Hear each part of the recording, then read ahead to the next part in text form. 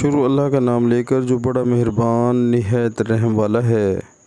یہی لوگ ہیں جن کے لیے ان کے کاموں کا حصہ یعنی اجر نیک تیار ہے، اور خدا جلد حساب لینے والا اور جلد اجر دینے والا ہے۔ سبحان اللہ۔ پیارے مسلمانوں، قرآن پاک کی اس آیت میں اللہ تعالی ہمیں بتا رہے ہیں کہ جو ہے وہ جلد ہی حساب لینے والے ہیں اور جلد ہی اجر دینے والے ہیں۔ تو پیارے مسلمانوں، ہماری اس معاملے میں کیا تیاری ہے؟ کیا ہم اپنا حساب کتاب دینے کے لیے اللہ تعالیٰ کے سامنے تیار ہیں؟ کیا ہم نمازیں ٹائم پر پڑھتے ہیں، یا ہم جتنے بھی اللہ کے حکم ہیں ان کی فرما برداری کر رہے ہیں یا نہیں؟